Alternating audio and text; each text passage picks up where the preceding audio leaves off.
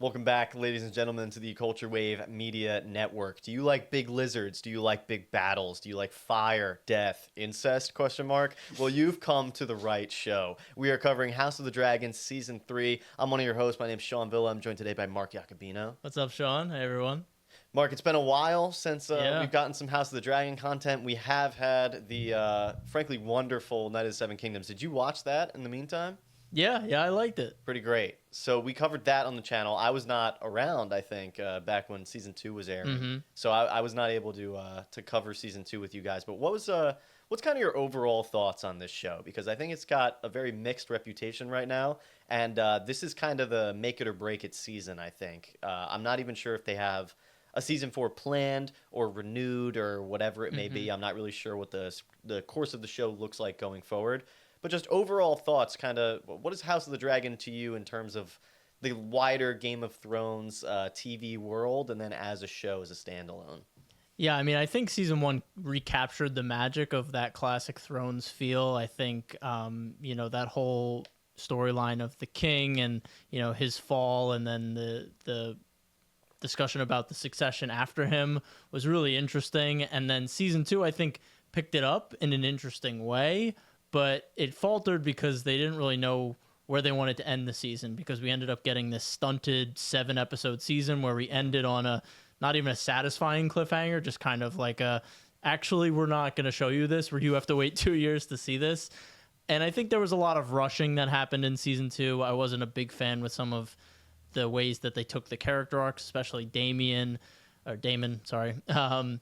So I think season 2 did a lot of damage to the show. I think season 3 has the opportunity to fix some of those things. I know people who have read the books, I know you read the books, have said that this is a great story. Like, this is an awesome time period to explore.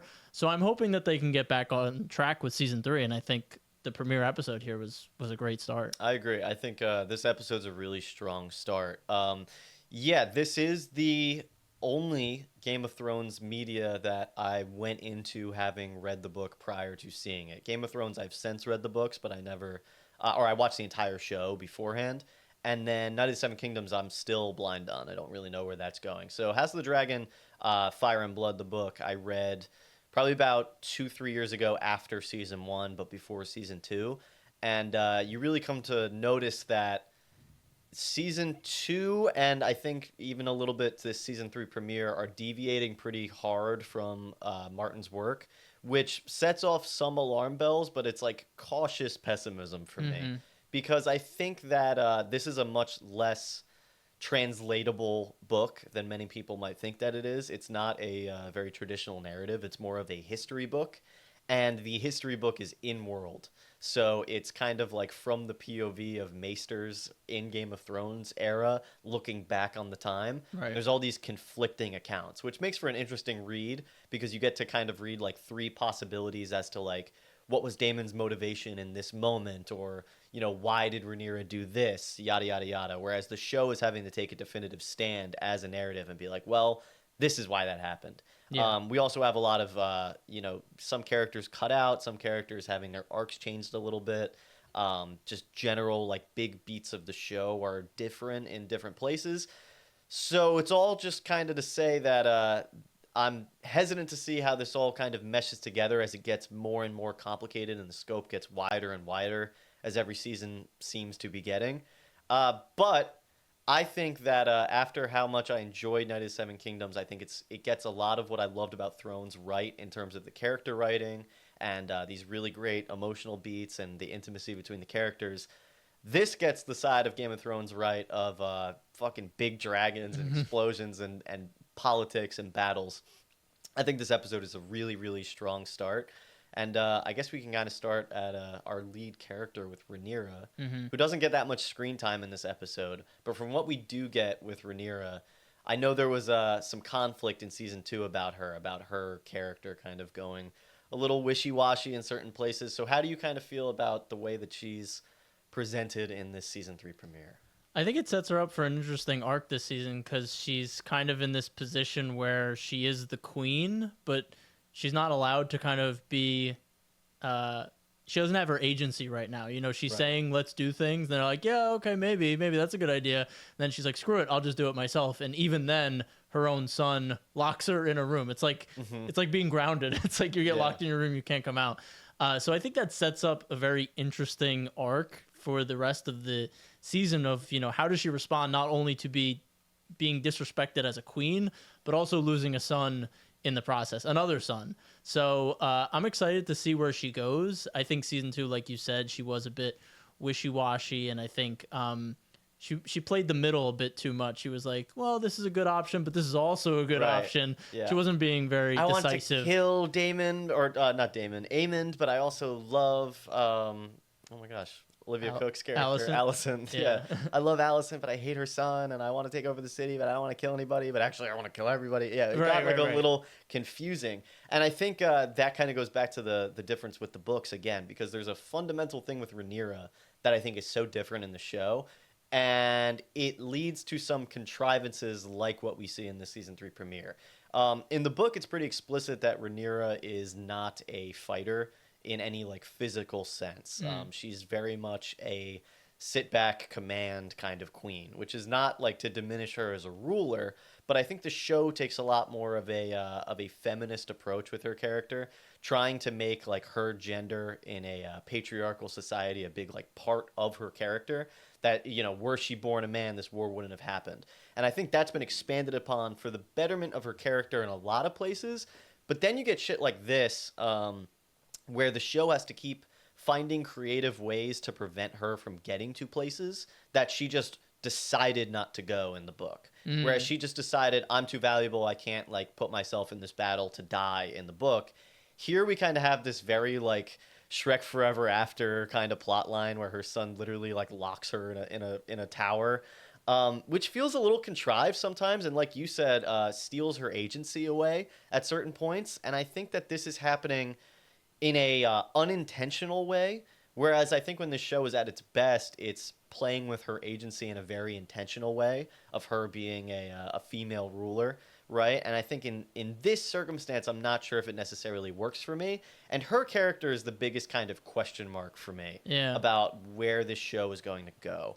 Um, I think it's definitely a fair point. And as I watched the episode, I definitely was sitting there watching and saying, you know, Jace isn't necessarily wrong. You know, No. I think sending your queen, someone that the whole point of this war and the whole reason that your side has something to fight for is her. So if she loses, you know, will they fight for Jace? Probably not, because she is the one that everyone's that's the debate. And if she goes out there and she dies, which Jace ends up dying, you know, I don't think I think there's a lot of people saying like, yeah, they shouldn't take away her agency, but I also think that there is a lot of other reasons as for her not to go out. Like, Yeah, I do think that that's kind of what I'm saying is like, Yeah. I think if you read it from the book sense, it's that it is her agency to not act. It's her decision. Whereas here we kind of rob her of that decision, which leads to a little muddiness. The other thing I really want to talk about, which is another huge book difference, is there's a lot of characters that we haven't met yet that are really important, that I think the show needs to put some emphasis on. 3 of them are kids in this Targaryen family. We have Daemon and Rhaenyra's kids, firstly. There's 2 of them. I think it's Aegon, another Aegon, and another Viserys. Okay. I think her 2 sons. Didn't she send them away last season? Yes. So this battle in the books are when I think Viserys is kidnapped by the pirates, and that's a huge plot point. The Towards Triarchy? yes. Okay. I think it's by the Triarchy. It might be like the High Towers or something, but I feel like they don't have the political hostage. I'm a little foggy on it. There's a lot of names and a lot of Aegons. Yeah. But somebody gets kidnapped, and that comes back at the end of the story in a really like massive way. So I'm hoping that maybe we see that in the end of the season, or in the start of the next episode. Yeah, potentially. To see how that plays out. The other one is Daeron, I think, or Daeron, who is the other green Targaryen, Alicent's other son, who is basically like never mentioned, but we see his dragon, in this episode. Right. The Blue Queen. At the Hightower's place. Yes. Yes. So okay. we haven't met him yet because I think he's the youngest of all the boys. Even though, as we were talking about a little bit before the podcast, Damon's actor is only 2 years younger than his mother's actor and Allison. Aemon. Oh yeah, sorry, Aemon, Aemon. yeah. But yeah, I think I'm really keen on meeting this character. And I'm just getting worried that, as someone who kind of knows the future of this story, that we're going to be able to like flesh out these very young characters in this time. But I am doing a lot of book talk, and I think we should just focus back on the episode. There's a lot of spectacle here and a lot of really, really great stuff. Yeah. And we don't necessarily start on a battle, but I really want to talk about this battle. I feel like it is kind of the second half of the episode, and we could circle back to some of the more like intimate character moments maybe a little early on. I love what they do with Corlys in this episode. I think he really kind of steals the show for me. And there's a sequence in here that I think is great where he's navigating the ship, and that is really, really good writing, I think. We've had a lot of buildup about Corlys, and the way that the show kind of handles its time skips in season 1 led to a lot of like, oh, he's such a great sea captain. Like, you should see him on the high seas, but you never actually do get to see him on the high seas.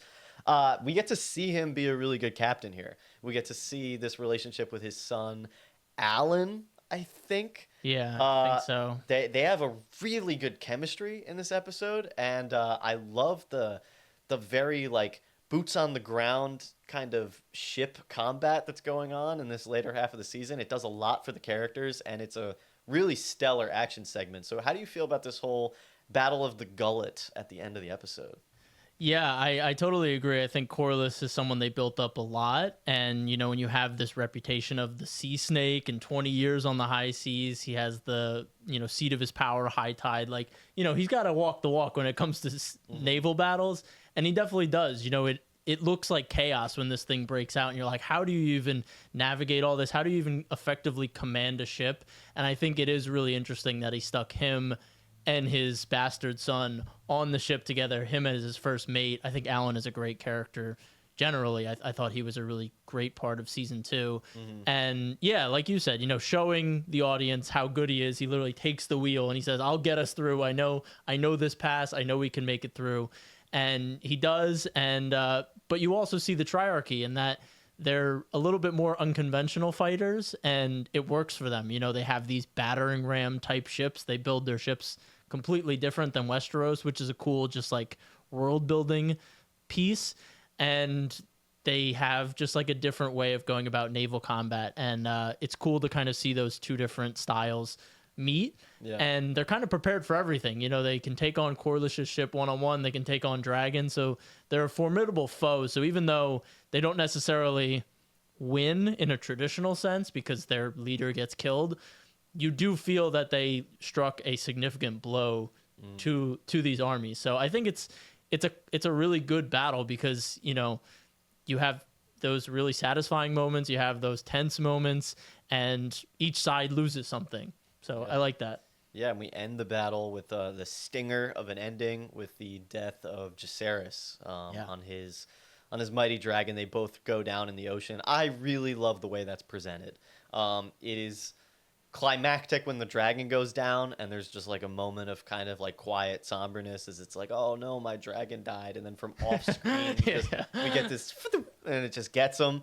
And it's like, oh shit. And then he just gets one after the other. It's very Boromir, Lord of the Rings inspired. I feel like really got me. I really liked the way that Jace was presented in the show. He struck me a lot more than he did when I read the books. And I feel very similarly about Corlys. I think that the way that he's being portrayed and the way that he's being written is it has so much more heart to it. And I think that's where the show is really excelling, is a lot of the characters that are orbiting around this battle. Even like Tyland Lannister, who is like very inconsequential to the plot, is so fun in this episode of just kind of like this blabbering like loser Lannister, which coming from Game of Thrones is really fun to watch. Just someone who's not a Tywin, just getting his ass kicked by pirates. I really enjoy a lot of that stuff, and I think that the character work on display with the action makes that entire sequence really, really strong for me. I think it's really just firing on all cylinders. I was waiting for something to happen where I was like, oh, like this looks cool, but that's so dumb. And I feel like that didn't It really didn't happen. There's happen. a lot of really cool stuff here, so I think it worked. Yeah, yeah. I always hate seeing a dragon die because it does feel like the world is losing something ancient, and you know that they have a familial bond with the dragon. So even if the rider survives, it does feel like they lost a piece of themselves. And in this moment, I didn't think Jace would die. I kind of thought the dragon would die, and then the Yeah. moon, the other one, moon something. Yeah, Moon Stealer? No, that's Sheep Stealer. Stealer. Whatever, Moon something. The other Moon Dancer. Moon Dancer. I thought Moon Dancer would do like the fly down, pick him up, and then like you said, the arrow comes in. And I like that they kind of played with that tension throughout the episode. You know, he does get hooked earlier on by it, and you're like, oh no, but it actually didn't. And then Sheep Stealer comes in and he starts taking swipes at the other dragons. I'm like, oh my god, is like one sibling gonna kill the other? I thought they were gonna go that direction. But I think in the end they just landed the plane really well. And I think Sheep Stealer is a great, even though I hate that dragon for what it did, it's a great kind of wild card that they're now throwing in. You know, Yeah. Rhaena did get a new dragon, but this dragon just got Rhaenyra's kid killed, Yeah. and she can't control it. And it looks really fucking cool. House of the Dragon's been doing a lot of really cool dragon designs. I've been hearing like some of the nerdier Game of Thrones people being like, well, they're not bright enough. Like they're described Oh as my like gosh. being bright orange or whatever. Which like true, I like some cool bright dragons. But I mean, for the designs of these guys, I think Daemon's dragon, that's kind of like the worm, looks fucking awesome. And then we've got Sheep Stealer, who's like, I don't even know what's on him. He's got like scabs or something. It's like he's all over him. mangy. He's Right. like mangy. Yeah, it's almost like he's like a frizzled up cat, Yeah. but with scales. And it's just a really cool design that I really liked. This kind of segues us nice into another plot. If I bounce quickly on another book difference here, which is that we have the dragon seeds, the bastards, Yes. are in this battle in the book. They're not present here, but we do get some stuff with them. And that's another plot line that I'm really curious to see where this is going to go, because I think there's some interesting seeds planted in the dialogue between the three. I'm not going to lie, I don't remember their names yet. I don't either. Yeah, I don't know. there's a lot of Egons and Zereses and Aemons and shit in this show. I think one of them's Ulf. I remember Ulf because that's a very simple name. Yeah. But the three of them, I think, have a really good chemistry going, the actors and in terms of what's happening with the writing. And I like the subtle seeds that we're getting of like the unsureness about their alliance here, that this was kind of a plan that was hatched on a whim that Right. we saw in season 2 of like, yeah, just give these random fucking people dragons. And now they have these dragons and they're not really sure like what to do or what they're working towards. I think it's really compelling because it's a really good juxtaposition from the, the princes and the princesses and these like well-trained soldiers that are normally in the political game.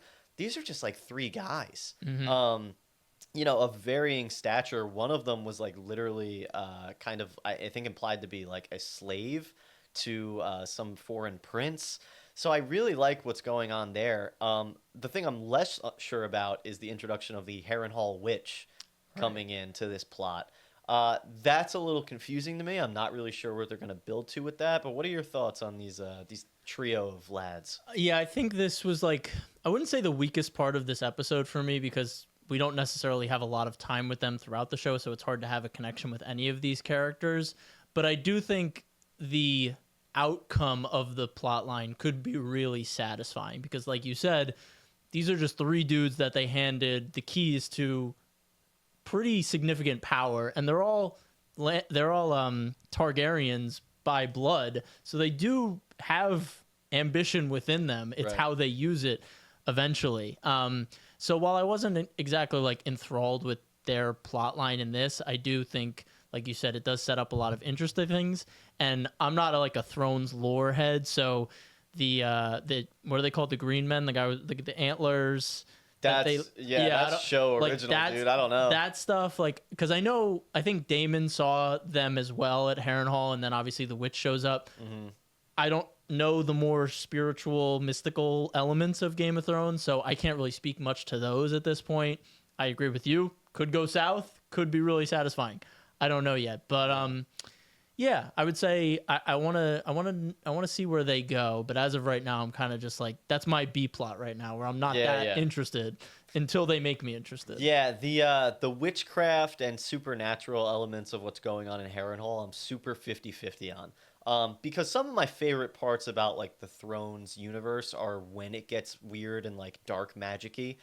You don't see that a lot in like traditional fiction, I feel like, where you kind of go into like this very occult fantasy. That's why Stannis was one of my favorite guys in Game of Thrones, is because he was worshiping like a fire god and he was doing like all these weird rituals and shit. And I just thought like that was very compelling to me. And Harrenhal's scraping a similar kind of area for me, but I think it's doing it in a very strange way. I'm not sure how it's going to factor into the story because they're giving a lot of power to like the mysticism in terms of what it's doing to the plot.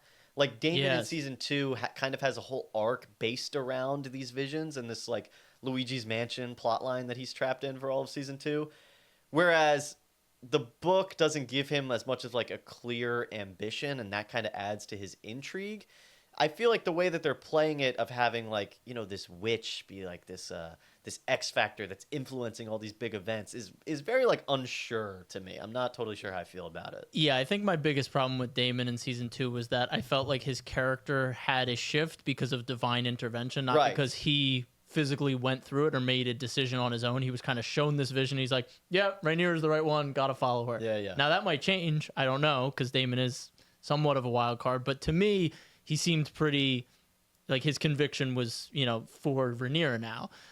So I'm interested to see how they implement, this divine intervention into these three characters, because will it feel cheap or will it feel like, what was her name? The red priestess in in Game of Thrones. Melisandre. Yeah, or will it be Melisandre, where it's like little bits of divine intervention, but not like world altering? Like Right. bringing Jon Snow back to life. Okay, that's a big move, but like other things.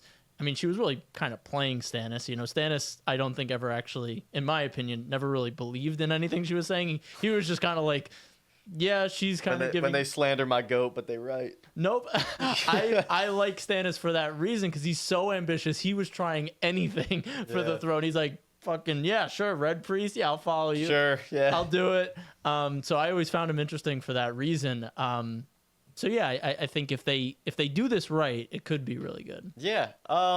So I guess that kind of transitions nicely into like regionally where we are with this like B plot of the war, Yeah. which is everything going on in the Riverlands. So Yeah. the Riverlands, the Stormlands, that whole like area of this world has always been my favorite. Maybe solely because of what they kind of do to present it in the show as like this endless wilderness that's always just got like patrols going through it, and you never know like what the fuck you're gonna come upon. Game of Thrones has the great like Brotherhood Without Banners, who are just kind of like this rogue force that like you just come upon. The books has even like crazier shit going on there, and I love the way that House of the Dragon shoots these locations, these woods. The trees are all tall and imposing, and there's this like fog and very like eerie quality to everything, and I just really enjoy the for lack of a better term, vibe of this like traveling war band through the forest. It just has like a layer of intrigue to me that I just really appreciate. So we have Kristen Cole, who Yeah. who nobody likes. No. We hate Kristen Cole. Every week they're just like trying their best to make us hate him more. They're Yeah. like, this week he's just gonna ignore, his soldiers raping women. Like, Yeah, we're he just ignoring doesn't- that. He doesn't care. He doesn't have the energy to They're fight just off. they're just like, rapists. how despicable can we make this guy? Yeah, he's just the worst. Yeah. He is in the forest with, I believe his name is Gwaine. Yes, I think so. Gwaine Hightower. Gwaine is very interesting to me because the Greens, that like side of the family, has never really had like a Tyrion. You know what I mean? Like the Lannisters in Game of Thrones suck. Like I hate the Lannisters, but then you have Tyrion, and I love Tyrion. Gwaine is a pretty likable guy. He For seems sure. like a very like down to earth dude. Good commander. He cares about his soldiers. He's a charming actor.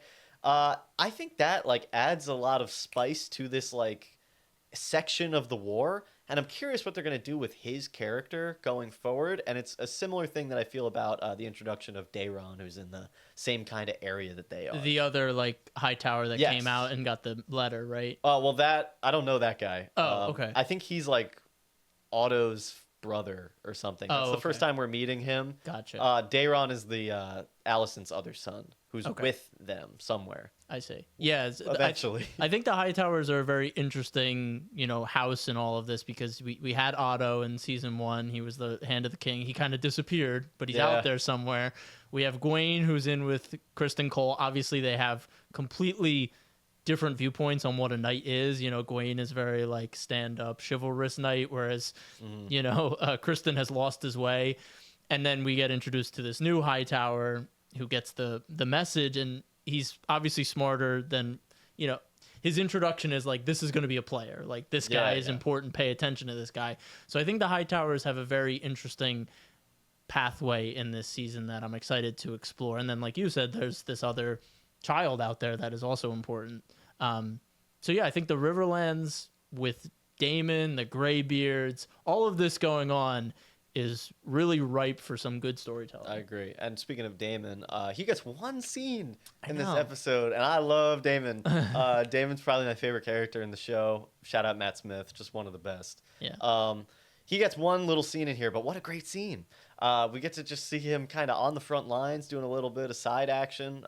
And then once the battle ends, we finally get the introduction of the Starks into the House of the Dragon universe, which is so exciting. I really like the tidbit we get from season 2 that they're just sending all the geezers.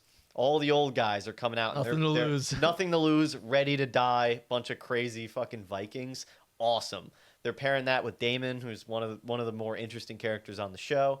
I think that plotline is going to explode into something interesting, and I really hope it actually goes that way and follows through. I can't totally remember off the top of my head where it goes book-wise, but I think it'll be cool. Yeah, well, that's good. So now it's like a new experience again for you. Mm-hmm. Yeah, what I really like is the tension again with the is it a Tully, the little kid who's kind of been his Yes. right-hand man. I think that tension between them is very interesting because Daemon has clearly shown that he does not care for the customs of this region, and they specifically add a little section between them where the Tully's like, we have to return the bodies to the mud. We can't just burn the bodies with your dragon. And Daemon's like, fuck that. Like, we have to keep moving. We can't do that. So I think that that is going to bubble up into something, whether it's them abandoning Daemon or like not fully seeing it through because he's not respecting their contributions. I think that'll be a really interesting plot to hopefully explore later on. And then, the Starks they're an honorable bunch, and Daemon is not an honorable person. So that's another wrench in this whole thing in the Riverlands. Yeah, the show is great at setting up these situations that just have so much potential to be fucking awesome. And I think if season 2 is anything to go off of, they hit the mark about 55% of the time. So I think at the very least, one of the things that we've just spoken about will expand into something awesome. There'll probably be one that kind of like just flutters out, But speaking of that Tully kid, that actor's awesome. Like, he's a very, very young kid, and he's holding his own. He's so great in that season 2 intro scene, and I love that he's back, and I love that they're pairing him with Daemon. And that's another episode of just like the fact that this show has really great character writing a lot of the time. That's a very small thing, didn't have to be included, is not like a big picture thing, but just like reinforcing again that difference between customs, and it just does so much for his character, for Daemon's character. Really, really great Big stuff. time, yeah. I guess that really only leads us with one group left to discuss, which is the Royal Greens, Aemond, Aegon, and Alicent. Yeah. The 3 A's. Nice. So they've got some juicy stuff. Let's start with Aegon, who is the king, the reigning king, who's been reduced to pretty much nothing after the end of season 2. And when you think it couldn't get any worse, it gets worse immediately in this intro scene where he is captured by hostile forces, and it seems like he's going to be sold off. This is another new TV show plot point. I have no idea what they're going to do with this. So what do you think about this direction that we're taking with Larys and Aegon? Aegon. Yeah, well, I really like Laris just as a character because I think he scratches that little finger itch because Yeah. he's always scheming and plotting, and you never know his Master plan. loyalties. Yeah, or his master plan. Because for me, I didn't even know if this was part of his plan or not. Like when they got captured, was he always planning to kind of try and align with Rhaenyra, and this was his best way to do that? Or did he just assess the situation when they got captured and said, "Yeah, that original plan's not going to work. I'm actually just going to tell them the full truth." And he can talk his way out of anything. So I think that type of character is always interesting to follow. So no idea where this is going. Will they actually make it to Rhaenyra or not? Who knows? What does that even introduce? Because, is Aemond then going to make all these claims, and then Aegon's still going to be alive, and people in King's Landing are going to be like, wait a minute, you're not actually the king, you're a usurper. That opens a lot of doors too. So, I think it just keeps coming back to this same point that I think this was a great season premiere because it sets up so many interesting points that hopefully will be paid off well by the end of the season. Yeah, I totally agree. I think Laris is a great character also. I think he's one of the best things that the show has done from the book counterpart. He's kind of this mix of Tyrion and Littlefinger because he has the he has the quality that he's underestimated because of his disability, because he's crippled. Mm-hmm. So I love the way that he's able to play off of Aegon in almost like a weird Tyrion Joffrey, like alternate universe kind of way, where it's like this guy has no power over you really, but like he totally demands and commands the room whenever he's with Aegon, and I'm dying to see like how this plan is going to play out and what he's trying to build to. Yeah. Because I was kind of under the impression in season 1 and season 2 that he was like a Pycelle, if you remember from Game of Thrones, the older Maester. The older Maester, yep. Where that guy's whole thing is like he's got some great line where he's like. He's like, oh, there are many like flowers that grow tall in the garden and then get plucked, and I just want to remain in the garden. And it's like, that's totally what I thought Laris was, but now I don't know what the fuck he's doing because it's like now he's put a target on his head for kidnapping the king, essentially. So I'm super fascinated to see where that arc is going to go. But that leaves room for Aemond to be the sitting regent on the throne. Aemond's another character who I think is really great. The performance is excellent. He's got a great look with the fucking like eye patch and the blue eye. He's just like a very like iconic character. Yeah. And they give him some juicy stuff in this episode. They give him something. I think we should just get the elephant in the room out of the way. So Mark, I'll let you take it away. Oh, thank you so much, Sean. Yes, we get some our first mother-son incest in Game of Thrones, which actually is the second. Is this the second? Yeah, Daemon has a dream in season 2 where he's going downtown. That's right. That's his right. mom. Okay, so House of the Dragon is really it's really opened the doors on this side of Game of Thrones. But yes, that I think the build up to that scene, I didn't really know. I thought they were going in that direction because the way it was shot, I was like intimate. I'm like they're really close right now. Yeah. And he's looking like into her eyes, and then it happens. And I love what Olivia Cook does. She literally is like so shocked by it. She's like she gulps like the fact that this is happening, but she does convince him. At least that's what we think as of right now. He's convinced, but I don't know. I never trust that Aemond isn't one step ahead of his mother. I don't know. Like I don't think. I think Alicent has been proven over and over again that she has intentions and she always has a plan, but her plan is always undercut by someone. And I don't believe that Aemond is going to follow exactly what she just told him. You know what I think is so interesting that scene kind of adds on to for this show's take on Alicent and Rhaenyra is that the way that the show presents it is that Rhaenyra is someone who's kind of like rejecting femininity at all costs. She's trying to be like almost like a king. Be no different from a man because that's like what she feels was robbed from her.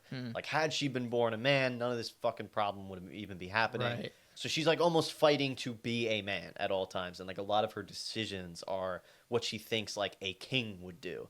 Alicent is kind of the opposite of that, where every time she tries to do a little scheme or like, play the chessboard or be like a masculine commanding figure, it always fails. And the only time that she sees success is when she's being kind of abused as a woman in this circumstance. So it's like Viserys is kind of doing like almost like marital rape to her at a certain point. Yeah. You know, she has like power over Aemond, but only now revealed to be through like a sexual nature.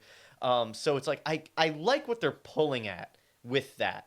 The scene is so uncomfortable, Of course. and weird and bizarre, but I like what they're trying to say. I think maybe I'm giving it too much credit, but I the way that I'm reading into it, I think is really intriguing. No, I think that's a great way to sum it up, and I think that's probably the intention of the creators. I think Aemond is a sick person, and this is kind of as sick as it can get. So I think it makes sense for him, and where he goes next, I don't know. Is he going to Harrenhal, or is he doing something else? Who knows? Yeah, I don't know. Well, I do. Well, know. you do know. I do. You do know. I don't know where the show's gonna take it, but I Yeah. do know where he winds up. It's gonna be cool. Cool. It'll be cool, hopefully. I like it. Yeah, man. Do you have any like last thoughts here? I think we covered just about everything. We covered a lot of the major story beats at the very least, and all the essential characters. I will say I miss Otto. Yeah. Otto's another like top 3 character in this show. I'm waiting for him to rejoin the cast. I know why he's absent, but I would like to see him back soon. Aside from that, man, really good premiere. I really liked it. I think we hit on all the big points. Not many criticisms I can bring up. Maybe 1 or 2 nitpicks, but overall, tense, exciting. I cared when characters died. I cared when characters were in danger, and I'm interested in where characters are going. So I think that's what a premiere has to do. Yeah, no, I totally agree. I think as a standalone episode, this is great. Really, really good opener. Gives me a lot more hope for the season than the intro to season 2 did. Even though season 2 had that great second episode with the blood and cheese rat catcher incident, which is pretty fantastic. But yeah, this is a great start to a season. It leaves some doors open that could go down into disastrous routes because we are deviating from source material. So we'll see how it plays out. But Hasn't worked out well in the past. Yeah, Game of Thrones is typically not doing too well with the deviating from source material thing. But fuck it, man. We'll see where this goes. So very, very exciting. Yep. So that's all we got, folks. Let us know your thoughts on the season 3 premiere of House of the Dragon, where you think this show is going, what's working for you, what's not working for you, what are you really excited to see? If you're a book reader, are you positive about this, or do you think that the changes are going to destroy this show? Let us know everything down below. Just signing off. I've been Sean Villa. I've been Mark Alcabino. And we'll see you next time. This is The Culture.